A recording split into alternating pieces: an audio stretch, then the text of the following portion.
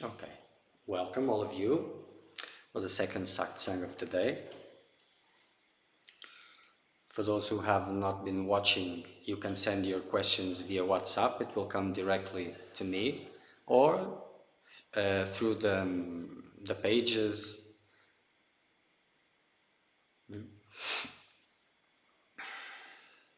So as I will be speaking, if you have questions about what I'm saying, you can send them, or send your questions about your spiritual path, your doubts, heartfelt questions, curiosities. Uh, well, there's no much of a need for that.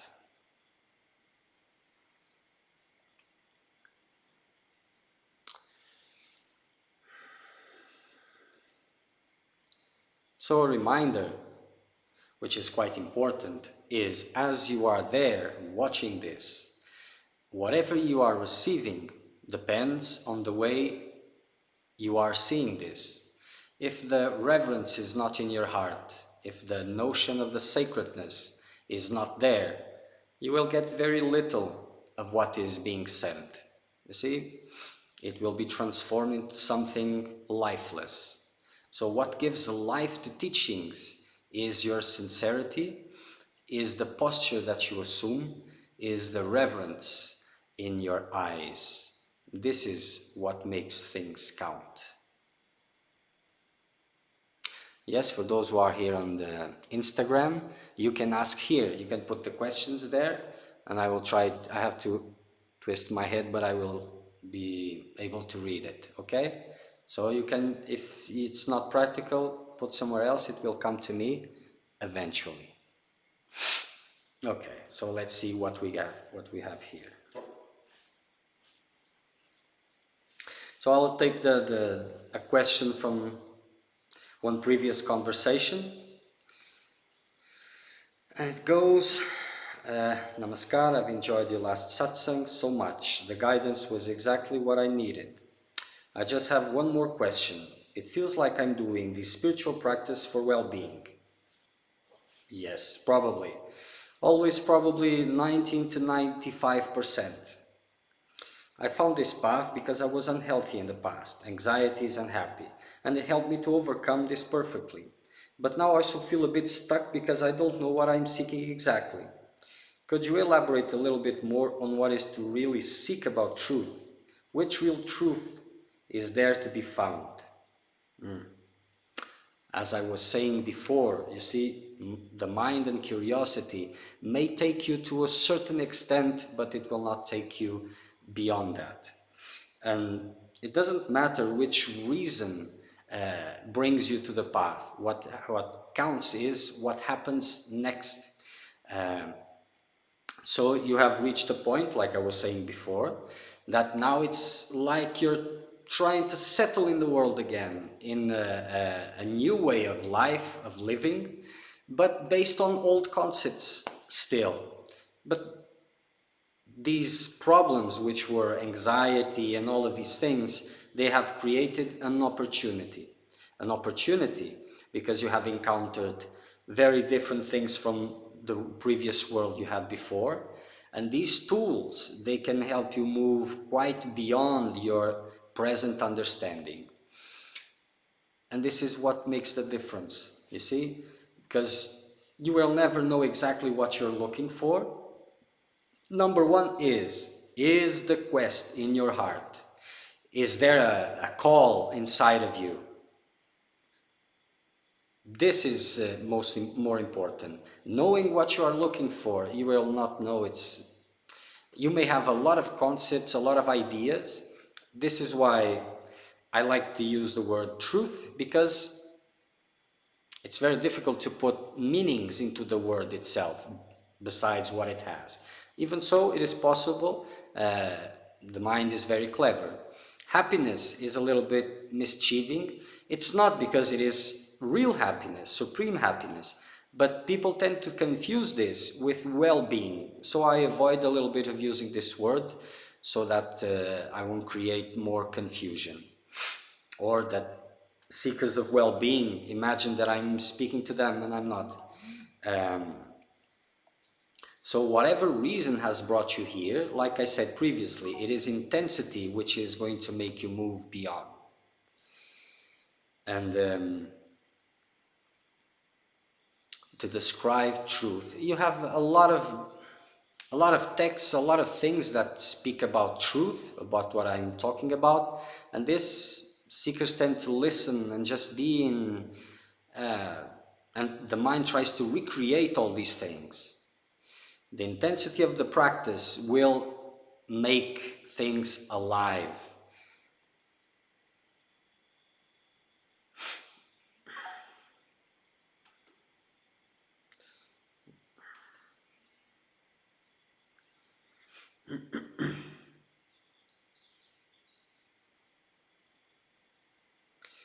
So if this was a real calling that brought you here, the intensity of the practice will lead the way.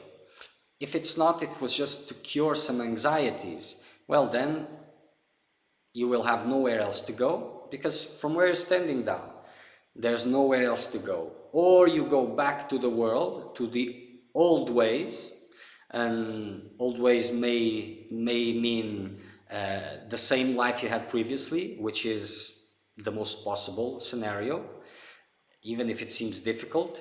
Or the old ways may mean a new set of circumstances, apparently more spiritual, but with the same goals, human goals, so a mundane existence.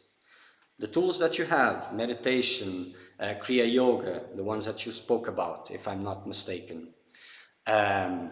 these are gateways to the life of the process. And then your heart will lead the way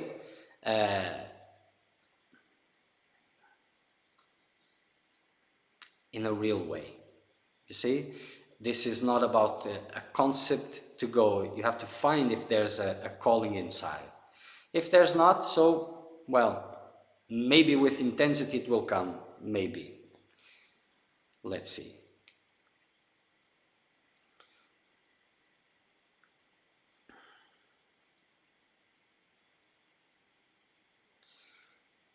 If you want to ask something else, feel free.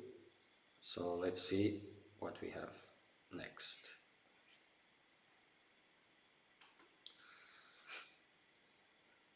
Hello, I've been in retreat the year before last and it was amazing. Would you share your thoughts on how we humans should pursue our true desire? Or better said, to follow what we truly and deeply feel?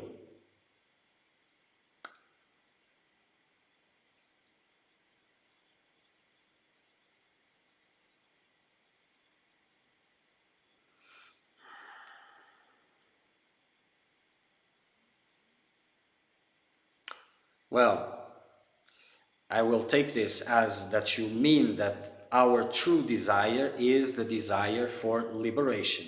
Because if it's not, then I will have nothing to say about it. So you have been in retreat the year before and it was amazing. Yes, of course it is.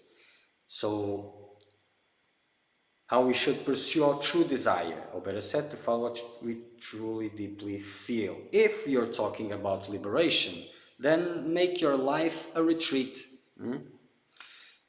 Retreats may have different meanings by now, but the idea is for a seeker which is daily dedicated to his spiritual practices, and then it takes a period of time to intensify them even further. This is retreat. But if you don't transform your whole life into a retreat, this has limitations. You see, your mind, there is a period where you will enter, you will deepen, intensify your practices, but it has a beginning and it has an end. So this has a limitation of how deep it can go. So life should become a meditation for those who are pursuing freedom. For others, I have nothing to say. And the whole day, the whole life, the whole routine must be this retreat. If you are in the middle of nothing or in the middle of everything, retreat. This should be the attitude.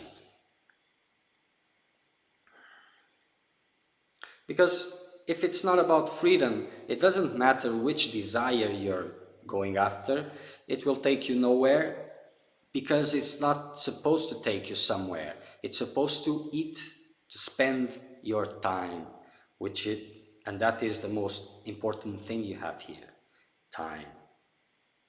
If you want to ask something else or improve this question, then maybe I can elaborate a little bit more.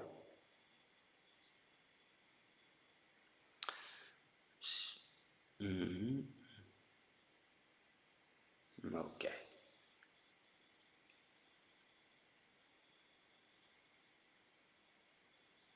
And this for Robson, sorry, I forgot to mention the name. So for you to know that this is for you.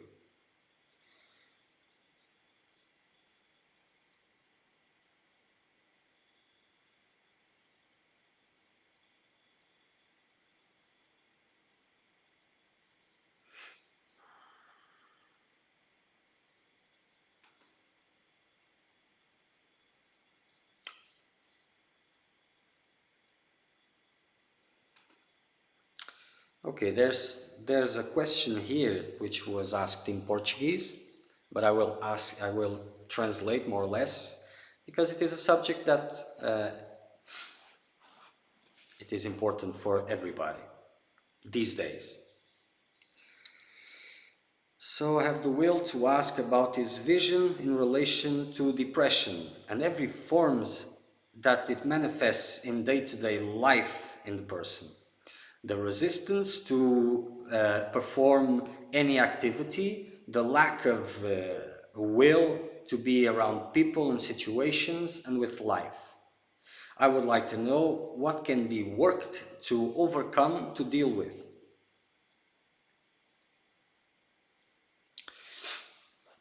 Well, depression is a state of clarification. Maybe that's not the best word, sorry, my English. You see, when someone is in depression, this is a clarification in itself, because it is showing that the life that that person is living, the values it is upholding, her goals in life, they are completely useless for that person, completely unimportant. It has nothing to give to that person. But society is saying to that person, no, you have to do this and this, or else you have a problem. So people tend to listen to these voices and continue to pursue a life that has nothing to give them. You see?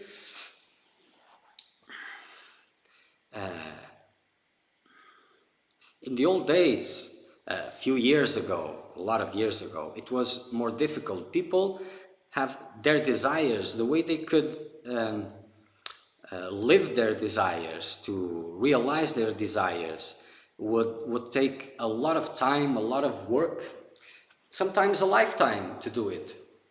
So before they could have a real notion of what the promises of those desires, if they could fulfill the promise of happiness or not, this would take a long time and a long effort. And as this time was going by, they wouldn't be aware of the emptiness of all of that. In these days, all these worldly desires, they are very easy to get, to realize, to get access to. So the emptiness of all of this is more fast to be aware of. So depression is increasing exponentially. It has become one of the biggest, I don't know how to qualify it. Some people say disease, some people say, but I will not get into this because too much. For the spiritual path, in theory, someone who is depressed, he may be depressed because the values that the life that he is living, the values of that life are not in resonance with the needs of his heart, with the purpose of his life. But this is a very small percentage. So by entering a path of spirituality, real spirituality, this depression can show the meaning of life. See, before, depression was seen as a healing process by itself that the person has to go through and then emerges out of that. Today it's becoming something else. But in connection to the subject of freedom, most of these depressions are about values of life. But the majority is so dependent in the lifestyle, the beliefs are so strong, and they have become so fragile because of so much well-being, this quest for well-being, that any suffering, any discomfort it can't be bared, simply cannot be bared. So they have lacked the ability to overcome these things and become dependent in chemicals and all sorts of chemicals. But in the quest for truth, it may be an opportunity to change the course of your life. But not because you are, oh, so someone said I'm depressed, someone said that spirituality may help. This is not what I'm saying. The only help that this can give is to clarify these values. They are not good for me. These values, this is the right path. But this is not what I'm suggesting. You have to look at yourself and try to find out what makes you alive. In the first moment, what brings some sense of value? What life would you imagine that it would be best? Trying to recognize and see around you what is the value of the life you are living right now. What is it good for? Just because others are saying it is good, but what is this of good, any good to you? You have a lot of mechanisms in the body-mind complex, like for example, you finish your food, you have a nice meal, finish your food, and then if people around say that you should eat plenty much more, and you don't feel like eating more, do you have a problem? Or this not needing is a way of your body to tell you that it is satisfied. It doesn't need anything else.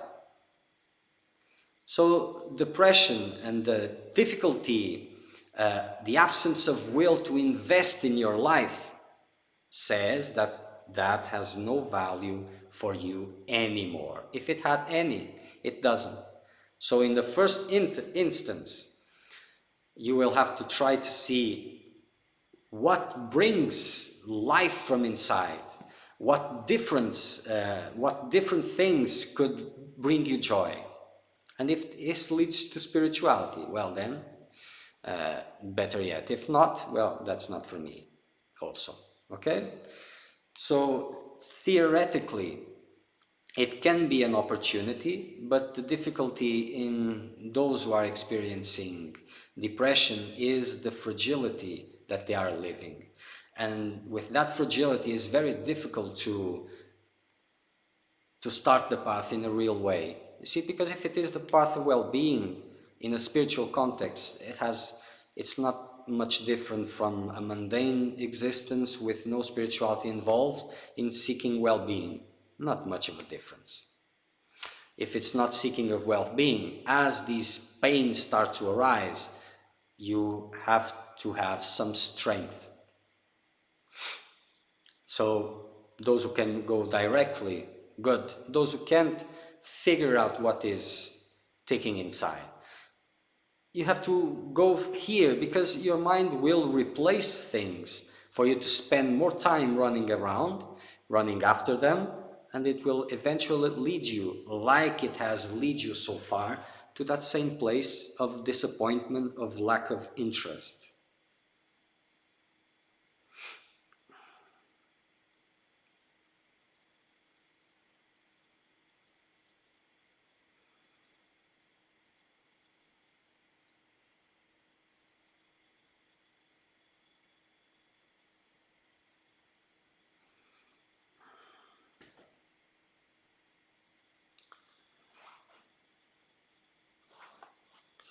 Okay, so another question here, continuing. All right, another one. How to truly break or detach from the umbilical cord with one's mother without having the feeling of being left out. How to cope with from a healthy place as an adult. Healthy place as an adult. I don't think that sentence, because adult and healthy, maybe it's, okay, seriously.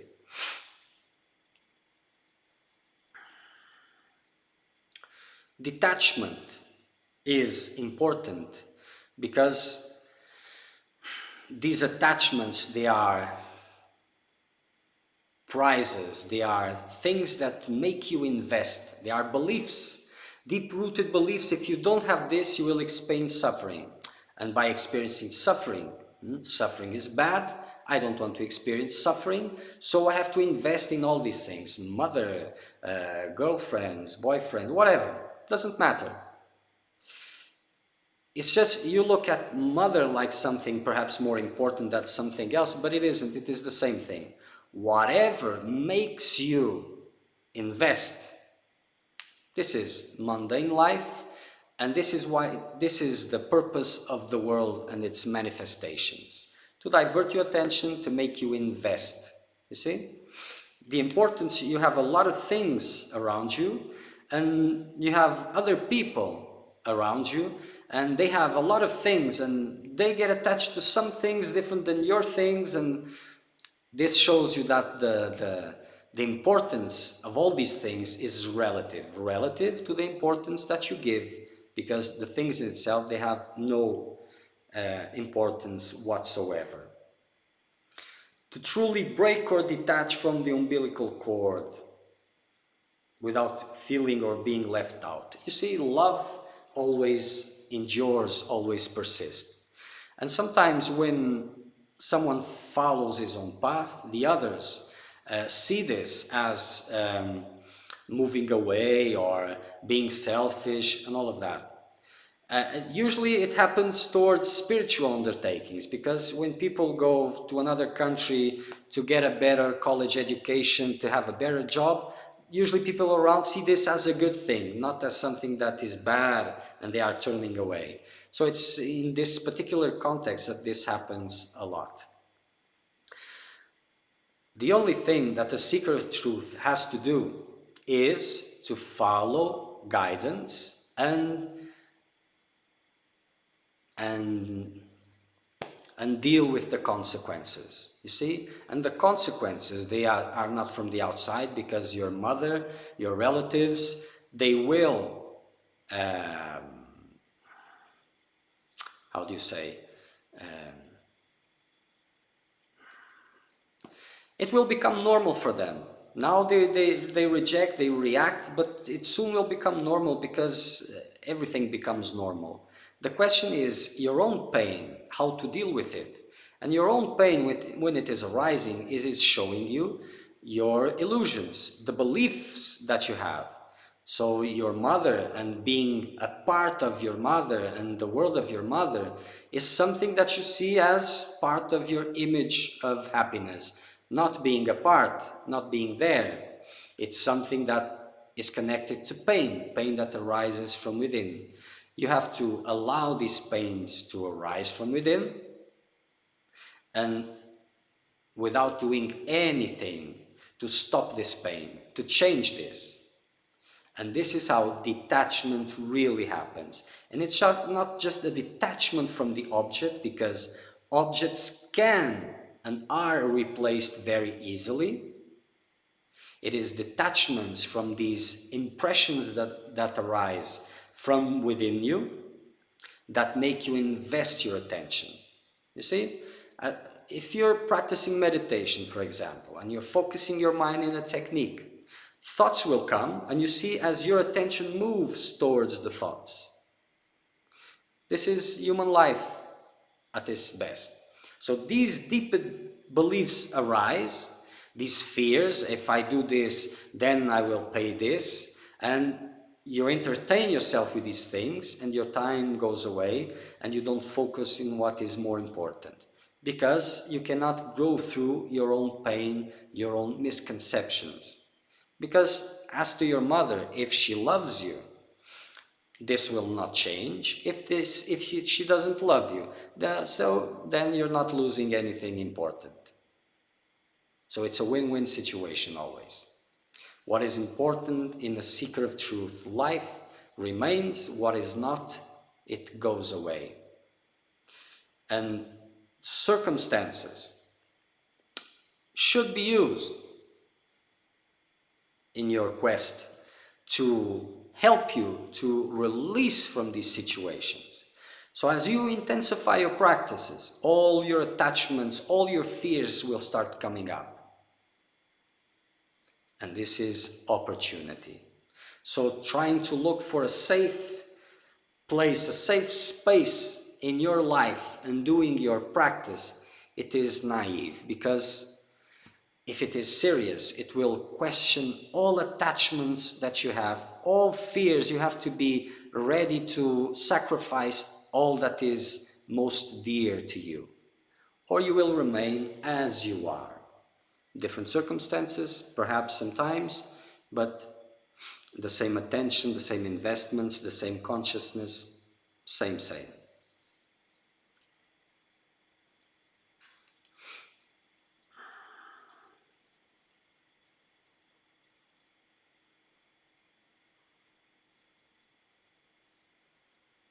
These inner beliefs, they are rooted in sadness. And the way to break these things is to stop investing in them, whatever it is. If it is approval from the others, if it is to belong, to be accepted, it's more or less the same thing. You have to cut these investments. And when you cut them, sadness will start arising. First, anxiety, because it's like an alarm. It starts playing and you just stop everything that you're doing without even thinking about it. After, anxiety, sometimes anger, but anger is not the thing yet. It is sadness which is behind anger. And this sadness, if you don't do anything to stop it, it will arise and it will release. It's like emptying a glass. It will release. And the more it releases, the more freedom you will have, not big freedom, but freedom towards these tendencies that make you invest all the time. Then you will have more freedom in relation to this. If you don't have, and this freedom you'll get, this is more silence. And this will allow you to go more deep and to root out all of these attachments, all of these things that bully you to invest and to take your attention away from your spiritual path.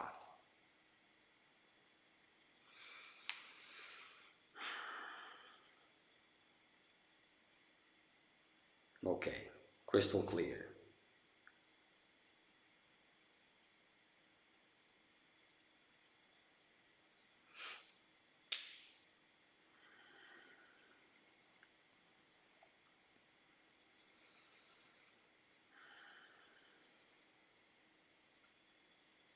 If anyone has any questions, you can send them out of questions.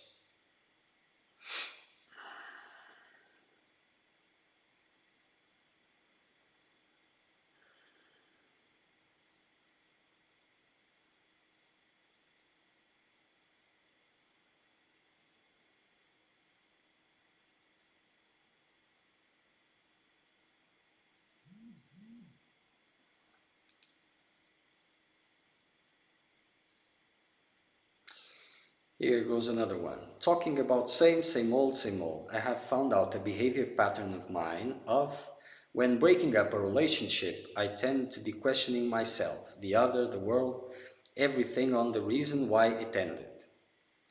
And I've come to understand that it makes me not move on easily. It can take years.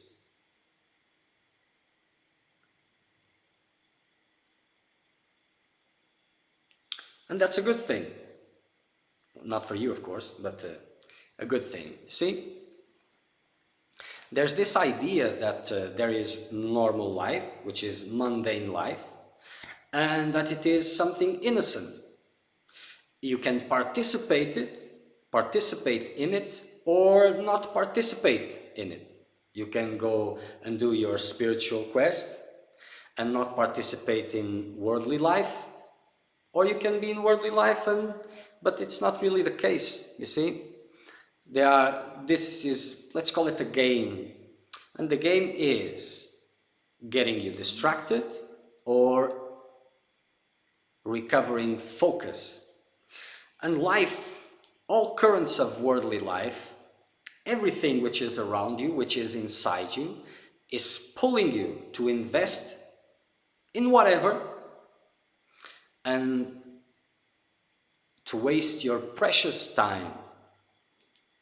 So your mind deals with these things, and it gets attached, because of a lot of things, mostly because of these images of happiness, and you tend to not understand what life is telling you. You see, nobody really wants a girlfriend, nobody really wants a relationship, nobody really wants a good job, nobody really wants money or whatever. Everybody looks at these things as a means for happiness. Relationship is a means for happiness. Money is a means for happiness. Everything that's in your mind is a means for happiness. This is what you're going to get after.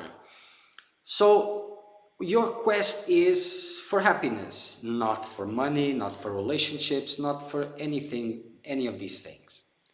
And life is telling you exactly what you need to know when you know how to listen. And this is what can take years, if not lives.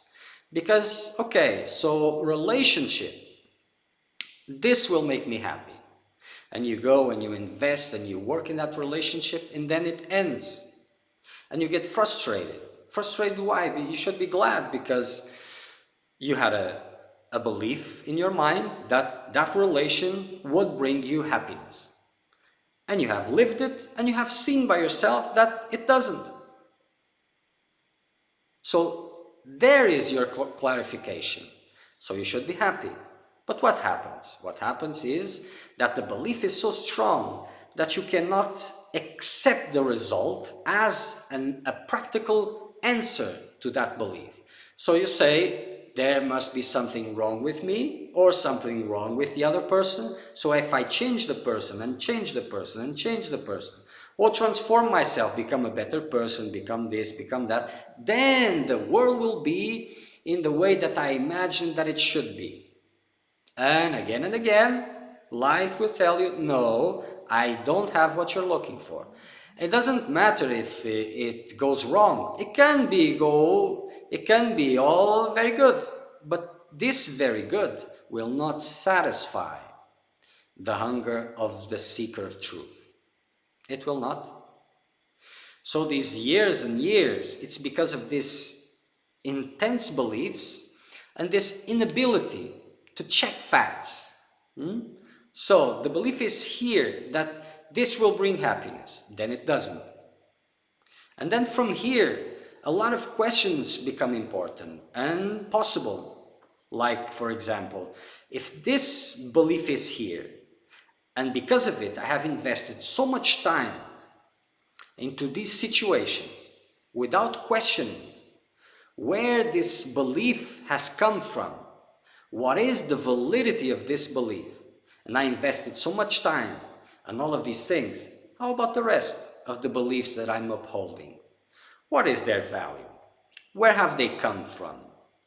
What is the importance they have apart from that which I'm giving without any real substance? So the world is giving you a feedback, a real feedback. It's up to you to receive it or just to persist in the same mistakes. It is your time, and time is the most precious thing. The beliefs are there, and the world is giving you a feedback. So all these things, all these worldly subjects, they must come to a halt. For the seeker of truth, he must put in his mind, I seek nothing else from this world. I only seek freedom. And in the beginning, as you get distracted by seeking your images of happiness and not finding them, this is how life is entertaining you. It is not letting you live what you think it will make you happy. When you start seriously going through the spiritual path and things start really becoming alive, not alive here, but here, fire starts erupting, then life will distract you by bringing in a silver platter those things you so much desire. Entertaining you by depriving you, or then by giving you what you were looking for. It is the same result. Seekers of truth will put these things aside. It doesn't matter how much it costs to put this aside. Seekers of well-being will stop there immediately. So the first part of the spiritual path is easier, but it seems more difficult because circumstances in life are much more intense. There's no securities. There's nothing of the sorts. There are no clarifications of where to go, what to do, what to seek. All these things are very blurred. But as they start to engage in something, to really become serious about it, all these temptations will come. And if he's not really clear, things will stop there for him. He will not move beyond this. So if you're dealing with these types of questions, understand, you're not really in the quest for truth. You're being diverted to maintain the same quests, only in different scenarios. More spiritual, maybe, but it's the same thing. And knowing this is an opportunity to make things serious and make things count. And when you make this, all these questions you are asking now will be circumstances you will use by detaching yourself from them to awaken, for you to see the dependencies you have on this, all these images of happiness, all this time you are investing, and to cut ties with this. And this will be very good, very good.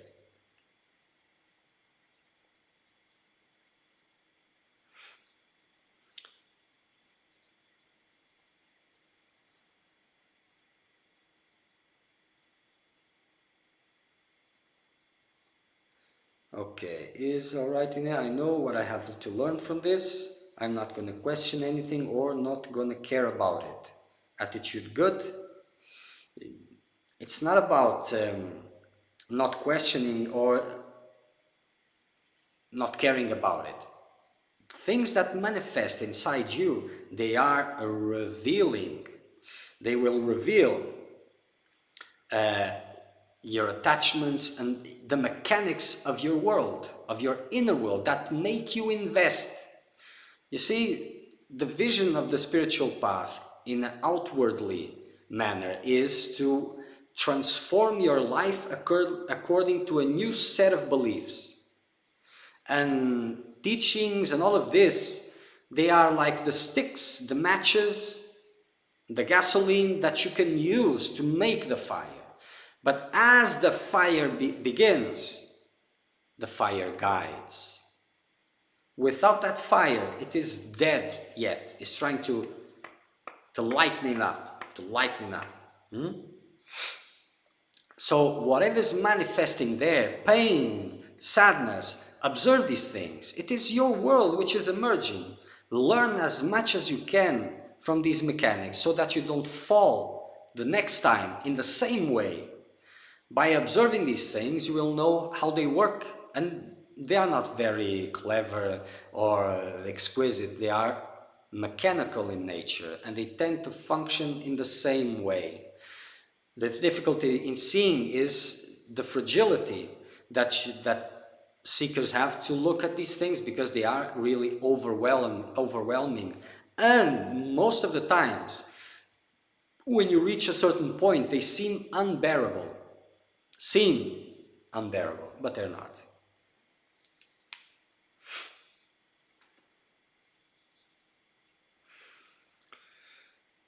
In order to move on, since I know what the lesson was. And what was the lesson? And my friend, what was the lesson? Did you misbehave? The lesson is, the only thing that has value is within. And I'm like within or inside of it, because these terminologies have become all polluted with these well-being quests. Within and violins again, I'm listening. Okay. It's truth, the quest for truth. Only that will satisfy your most important desire.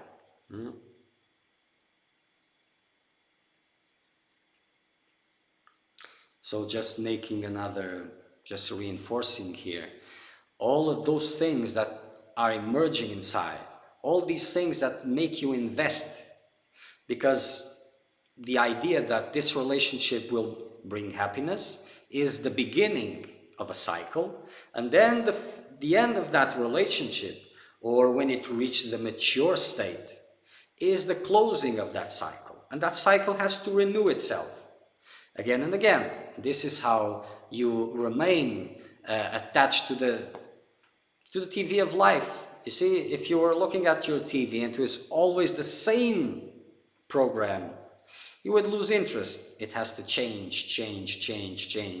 Your ideas of happiness, as you move closer to them, they change to move away a little bit more, to make you spend a little bit more time without knowing their real value. I emphasize this seeker of truth and seeker of well-being because they will have opposite readings of teachings. What they will listen, they will understand in opposite ways. So to clarify your motivations in the quest, this is very important. It's a daily work. All day, every day I have to remind myself, what am I looking for? And cut these small investments that start in a very subtle way to divert my attention to worldly goals.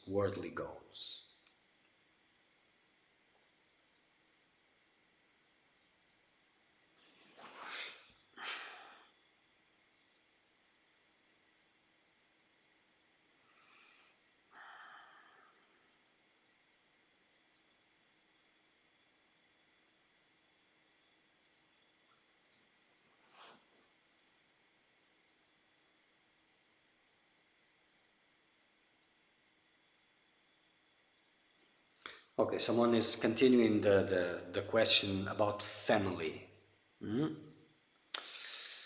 So, continuing the question of family, with the practice of meditation, I spoke about the anger that is coming up, and the more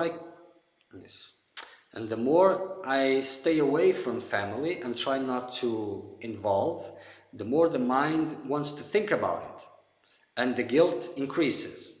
I try not to hold on to it as you have guided, but it keeps getting stronger.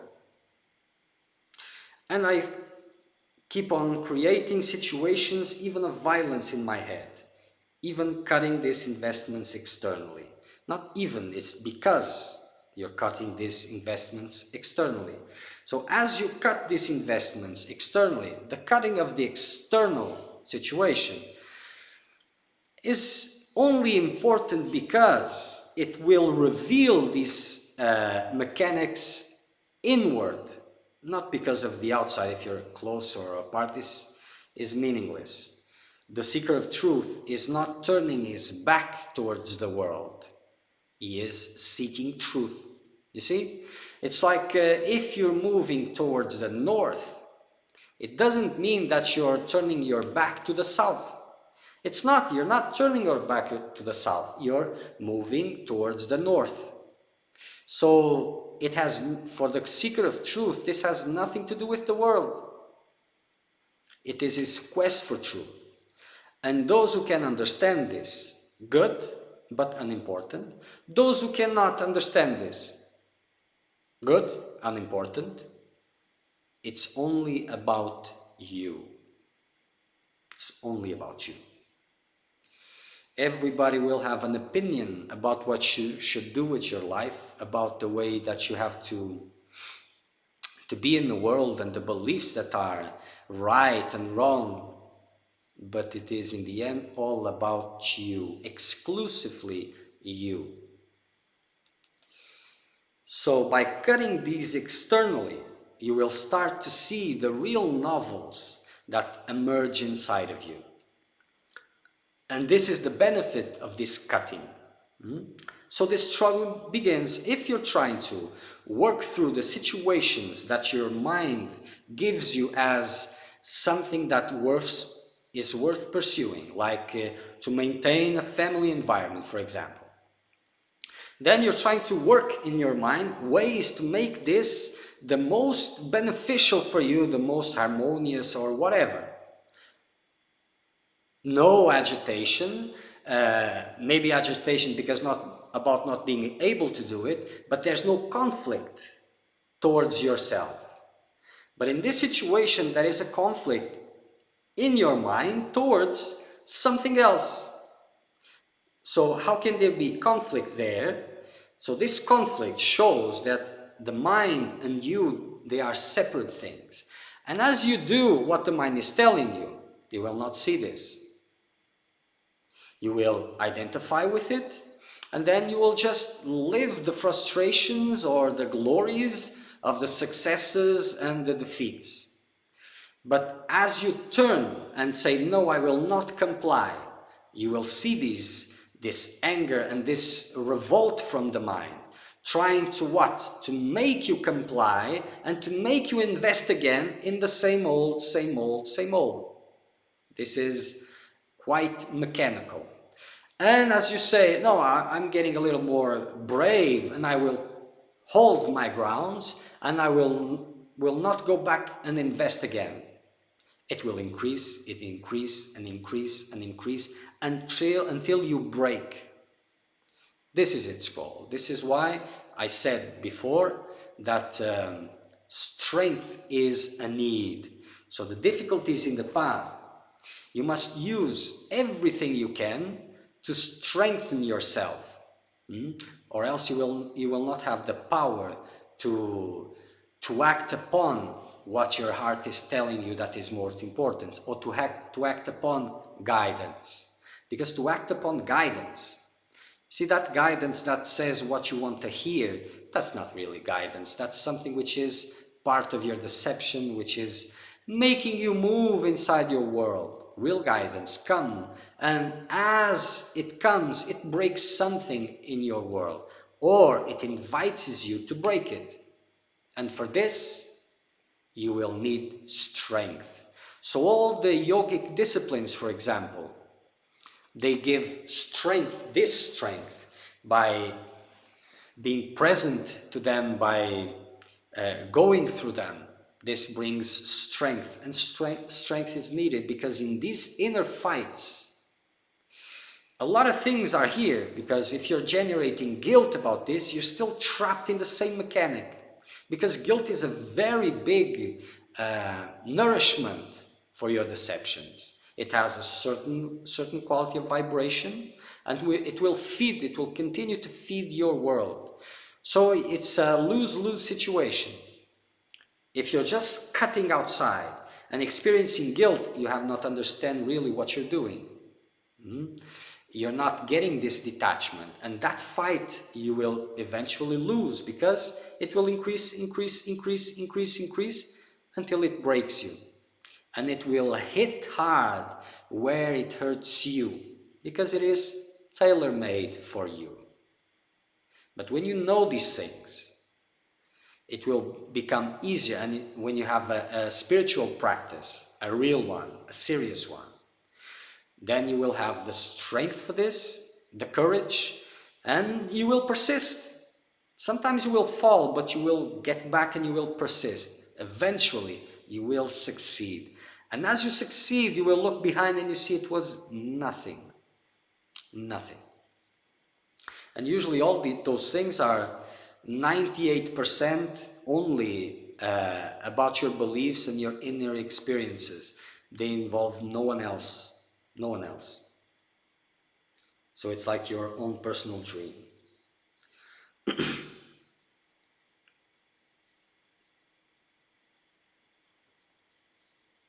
And these paranoias that arise in the mind sometimes, and even these days with depressions, medicines and all this, and this weakness of the mind to go after always of the well-being. This is a problem because you become fragile and difficulties will always arise. And if you're not ready to take them, you'll break. And these, most of times, with all of these things, the mind becomes paranoid, and sometimes there's nothing really much to do. Only life can take care, and whatever that means. But these paranoias that arise, they also have their purpose is to make you, to impress you, for you to think that you're becoming crazy or something like that. And well, the bottom message is always stop your spiritual undertakings. This is always the message.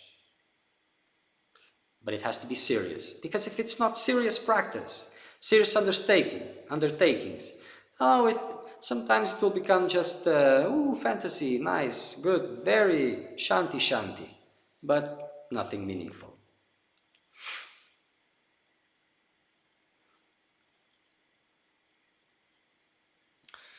So, can you tell us something about optimal health? For example, optimal movement, and how many times to eat, and how long to wait before doing a practice, like for example, meditation? Yeah, of course. Optimal health is good, but sometimes it's not possible. A seeker of truth works with what he has. Spiritual practices may make you feel better or may make you feel worse. Sometimes there are deep karmas and things like that I don't like to talk about, and these things manifest with intensity in the practice, manifest as something that has to be lived through. So if you're putting your mind into optical conditions for the practice, well, that will be a difficulty for you. You have to work with what you have. Your health may improve, it may worsen, it doesn't matter. It happens what it has to happen. You just move on intensely and try to intensify your practice. Now to the next questions in the same line. How many times to eat? Depends. If you're working, if you have a day job, for example, or night one, whatever, if it is a light work or if it is heavy work, this will demand different types of food, of quantities, and times during the day. Or not. If you have a strong discipline, you can maintain, for example, one time a day and do all those things. But that depends on the individuals. It depends on the intensity of your quest. You see? If you're very, very hungry, if you're starving, you will eat as much as you can. The spiritual path is the same thing. If you're very thirsty, you will make as much as you can. And by increasing meditation, in this case, you're talking about meditation. And it is a central practice for the majority, especially for those who are beyond meditation. It is especially for you guys.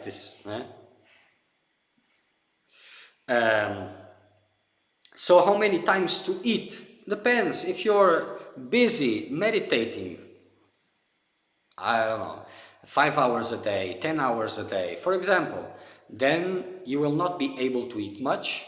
And if you do eat much, you will feel it.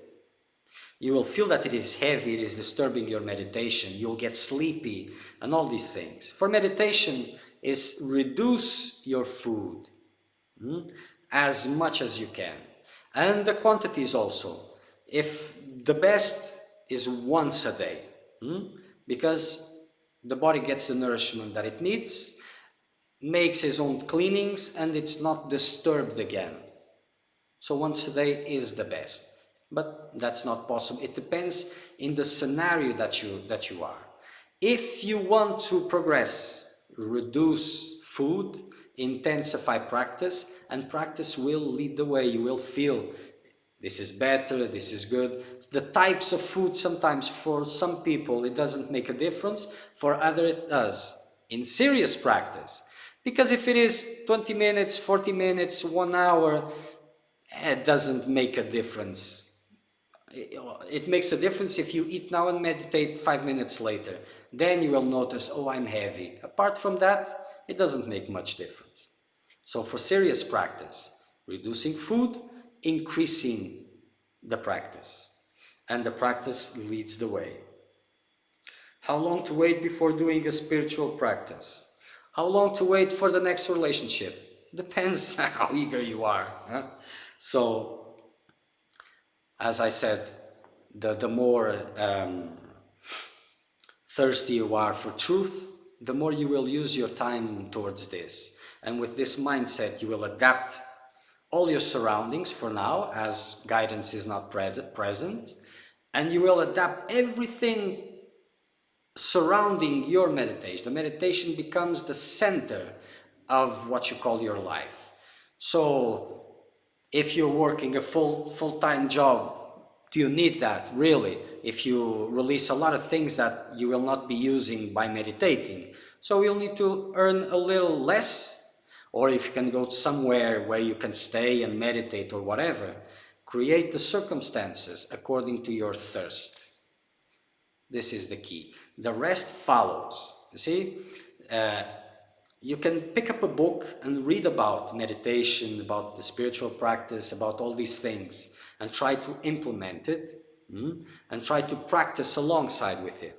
But the other way around is preferable. You begin your practice, you intensify your practice, and the practice is a book that will show you. Because all these books and all these things, they have tons of information that you don't need. You just need specific ones. And your practice will give this to you. This is a process which is alive compared to a dead one that you need books and this. You're always looking outside for answers. If you're looking for outside, look only for guidance, nothing else. All else is distraction.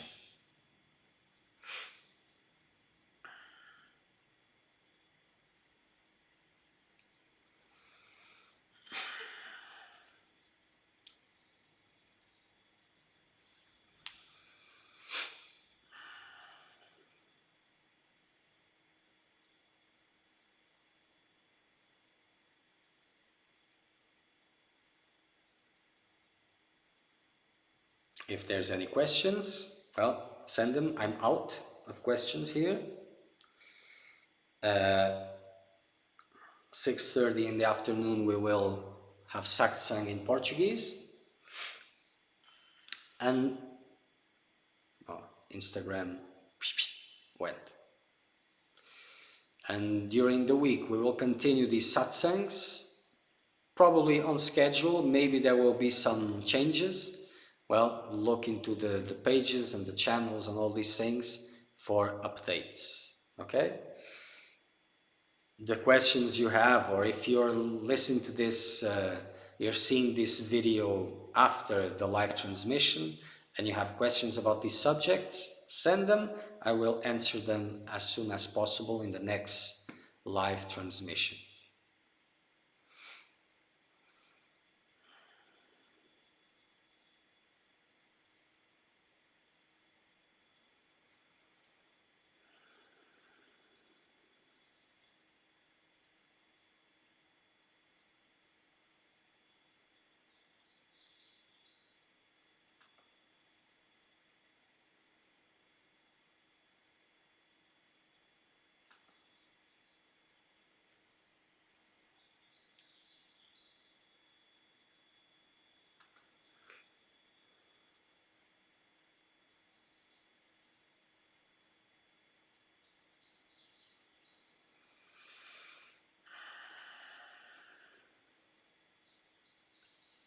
Okay, so if there's no more questions, we'll end this transmission.